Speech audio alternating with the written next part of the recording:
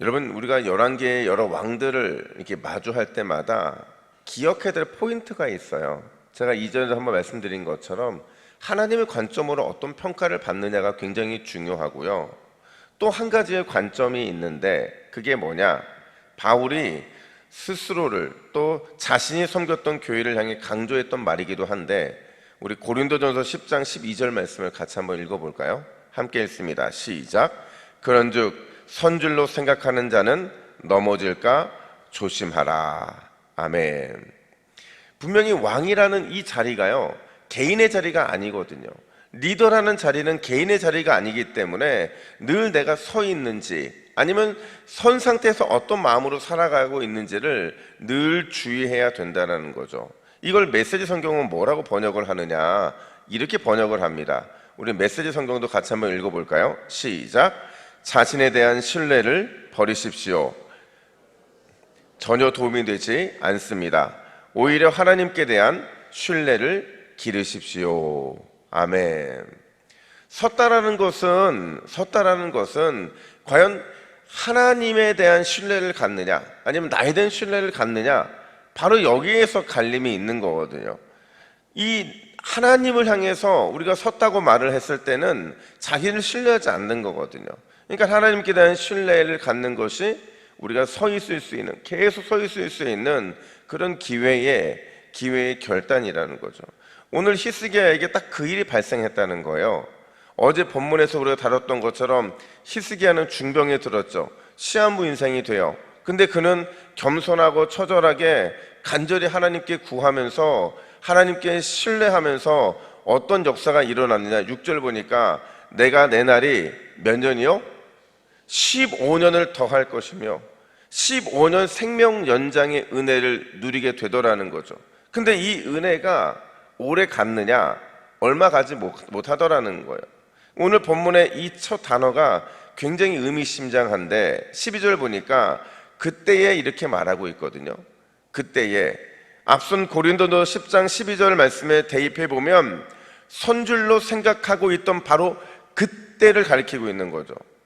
여러분, 스스로 섰다고 생각하면 방심할 즈음에, 아니 그런 상황이 닥치지 않게 하기 위해서 과연 우리는 어떤 영적인 태도를 유지해야 할까? 바로 오늘 본문이 그 얘기를 해주고 있다는 거예요. 두 가지를 좀 기억해 보면, 먼저 하나님 앞에서는 낱낱이 숨김없이 드러내도 되지만 사람 앞에서는 숨길 줄 아는 지혜와 절제가 우리의 삶에 필요하다는 사실을 기억해야 돼요. 근데 사실 우리는 반대로 살아가기 익숙하죠. 우리는 늘 사람 앞에서는 마치 다 드러내도 되는 것처럼 자신을 과신하고 또 자기를 자랑하고 드러내기를 좋아하죠. 근데 하나님 앞에서는 늘 우리는 뭔가 이렇게 감추고 싶어 하는 것들이 많이 있더라는 거예요. 물론 좋은 일, 기쁜 일을 함께 하는 게 좋아요. 그게 나눔과 교제의 기쁨일 수 있기 때문에 그렇죠. 근데 그 기쁨을 넘어서서 만약에 사람 앞에 무엇인가를 드러낼 때 그게 자기의 과시에서 출발되는 것이고 그게 자기의 자랑이라고 한다면 어쩌면 그 순간 우리는 사탄의 장난에 놀아나고 있을 수도 있다는 것을 봐야 된다는 거예요. 천하의 히스기야가 그랬다는 거죠. 분명히 히스기야는 하나님께서 기뻐하시는 선한 왕이었어요. 처음부터 다윗의 길을 걸었고, 그래서 입에 침이 마르도록 하나님이 칭찬하셨던 왕이었거든요. 그런 그가 오늘 본문에서 어떤 태도를 보이느냐, 우리 12절과 13절 말씀을 같이 한번 읽어볼까요? 시작. 바벨론의 왕 브로다 발라단이 히스기야가 병들었다 함을 듣고 편지와 예물을 그에게 보낸지라. 히스기야가 자기 보물고의 금은과 향품과 보배로운 기름과 군기고와 창고의 모든 것을 다 사자들에게 보였는데 갑자기 과수욕이 생겨요. 근데 이제 그럴 수는 있거든요.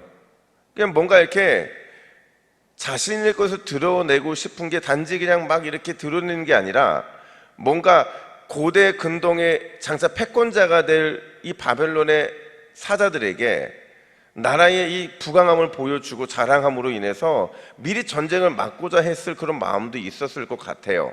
근데 똑같은 사건을 다루고 있는 역대하 32장에 보면 히스기야의 이런 표현을 한 단어로 표현을 해요. 이 과시욕, 자랑하고 보여주고 싶었던 이 마음, 그 한 단어가 뭔지 아세요?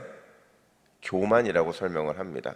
아주 정확하게 역대하는 교만이라고 말을 해요. 그러니까 히스기야는 사실 위기 때마다 하나님의 은혜를 경험했던 왕이었거든요. 심지어 어제 다룬 것처럼 중병으로 시한부 선고를 받았을 때도 하나님의 은혜 덕분에 살아났던 사람이었어요. 그러면 여러분 잘 생각해 보세요. 보물고와 군기고 나라의 모든 것들을 다 보여주더라도 그 목적이 뭐가 돼야 돼요? 이 모든 것들이 누구를 위한 자랑이고 드러냄이 되어야 되는 거죠? 하나님이죠. 하나님께서 이스라엘을 이런 부강함으로 이끄셨다. 하나님께서 이런 엄청난 이 국방력을 우리에게 허락하셨다. 그렇게 자랑하고 드러내야 되는데 오늘 보면 어디를 찾아봐도 눈 씻고 찾아봐도 그런 말이 등장하지 않더라는 거죠. 그게 히스기야였기 때문에 더 안타까운 거예요. 그게 아쉽고 또 그게 안타까운 마음에 들 수밖에 없는 거죠. 사랑하는 여러분, 저와 여러분들은 오직 기도하면서 하나님 앞에서는 모든 것들을 숨김없이 쏟아내야 되지만 동시에 사람 앞에서는 절절할 줄 아는 지혜자가 되어야 될 줄로 믿습니다.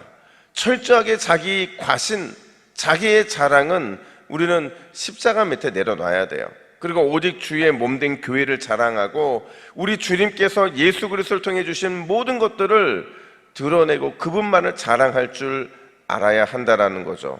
그럴 때 우리는 그냥 미끄럼 타는 인생이 아니라 날마다 은혜 따라가며 그 은혜의 풍성함을 경험하게 되는 복된 삶이 될 줄로 믿습니다. 여러분 꼭 기억하세요. 하나님 앞에서 모든 것을 숨김없이 쏟아낼 줄 아는 사람이 사람 앞에서 절제할 수 있어요.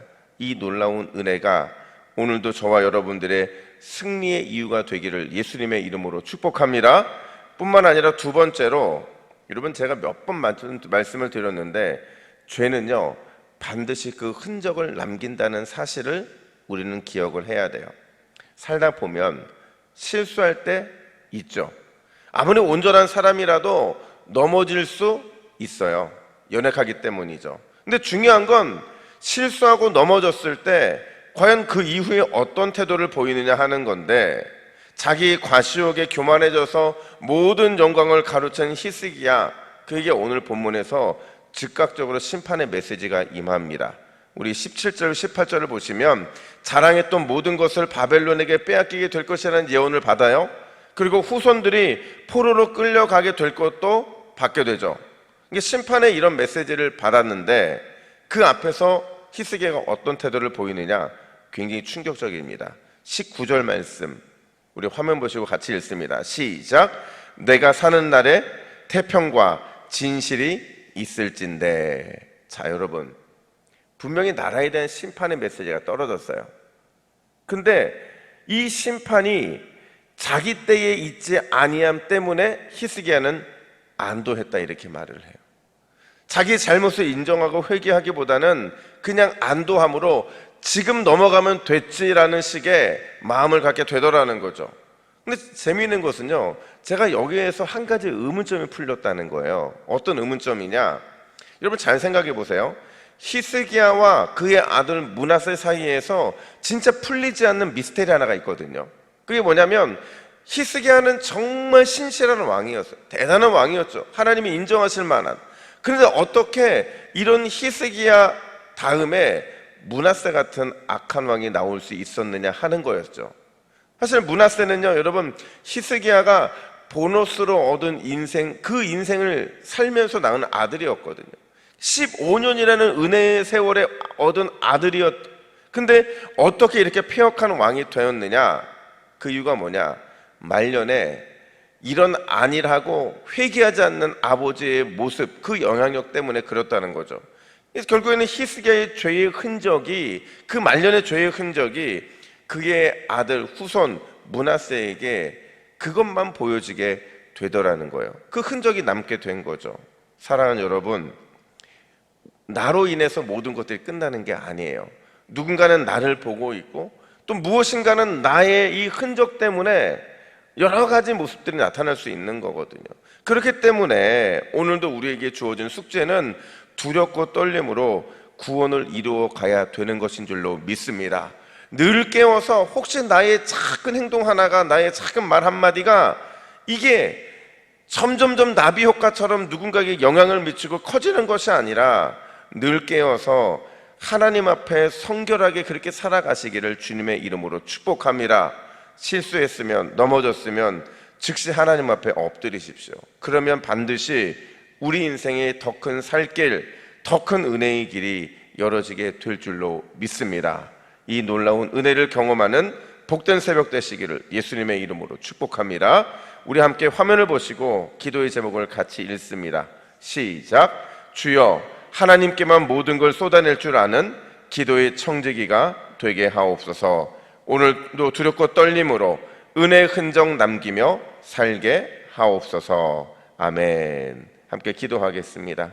하나님 아버지, 우리는 너무도 연약하여서 넘어지고 또 쉽게 실수하고 또 죄를 지을 때도 있지만, 그러나 하나님께서는 두렵고 떨림으로 우리의 삶을 붙잡고 또 인도해 주실 줄로 믿습니다. 오늘도 주님을 두렵고 떨림으로 그 은혜 흔적 남기기 위해 살아가는 우리의 삶이 될 수 있도록 인도하여 주시고, 하나님께만 모든 걸 쏟아내므로 세상에 쏟아내지 않는 지혜로운 청지기가 될 수 있도록 우리를 붙잡아 주시옵소서. 감사드리며 예수님의 이름으로 기도하옵나이다. 아멘.